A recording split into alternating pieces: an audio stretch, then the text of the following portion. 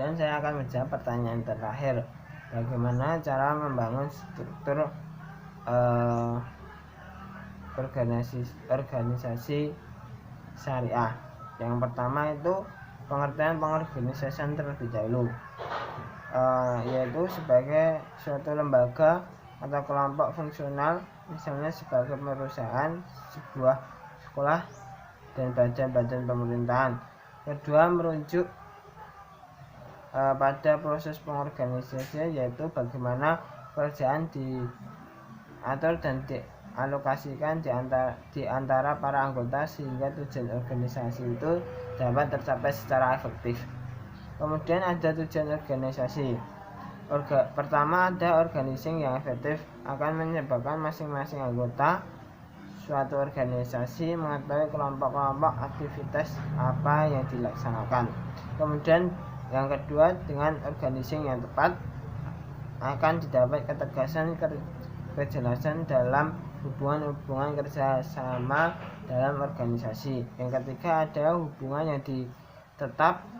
yang tetap dan diinginkan di antara aktivitas-aktivitas dan pelaksanaan akan tercapai. Organisasional ini jauh lebih besar manfaatnya daripada sekelompok usaha-usaha individual. Yang keempat, ada organizing yang baik, berarti juga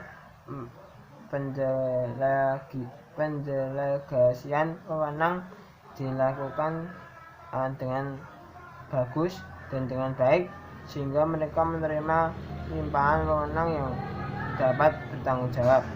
Yang kelima, ada organizing yang efektif, berarti memberikan pemanfaatan dengan sebaik mungkin komponen manusia dan hubungan yang tepat antara pekerjaan tertentu. Kemudian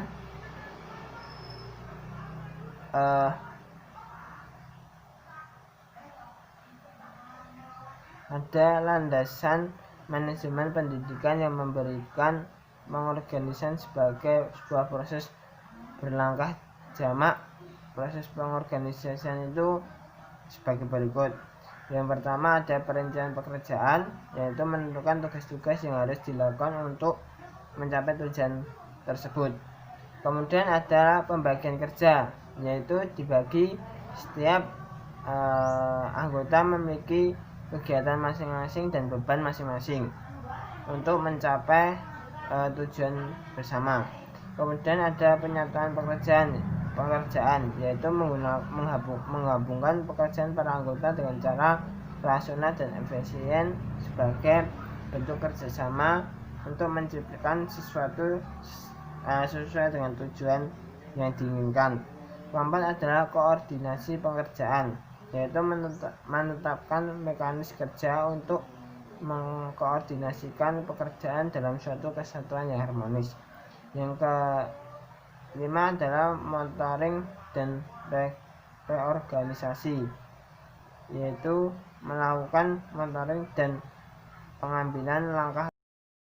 Kemudian ada pengorganisasian dalam pandangan Islam, yang pertama adalah mencapai tujuan, yaitu kita saling bekerja sama untuk mencapai tujuan dengan memberikan manajemen yang baik sesuai apa yang tepat pada setiap individu. Yang kedua ada menjaga keseimbangan antara tujuan-tujuan yang saling bertentangan. Yang ketiga, mencapai efisiensi dan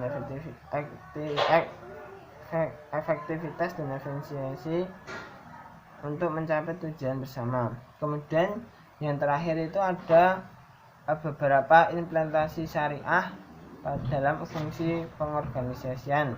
Yang pertama, aspek struktur. Aspek struktur pada implementasi ini sumber daya manusia, yaitu hal-hal yang berkorelasi dengan faktor profesionalisme serta akad pekerjaan. Yang kedua, aspek tugas dan wewenang. Di dalam aspek ini sumber daya manusia harus melaksanakan tugas yang diberikan sesuai bidang yang diterima. Yang ketiga ada aspek hubungan. Implementasi syariah ini bertujuan menetapkan budaya organisasi bahwa setiap interaksi antara sumber daya manusia adalah hubungan muamalah yang selalu mengacu pada amar ma'ruf nahi munkar dan saling memberikan masukan atau saling memberikan keuntungan. Mungkin itu jawaban dari saya. Sekian, wassalamualaikum warahmatullahi wabarakatuh.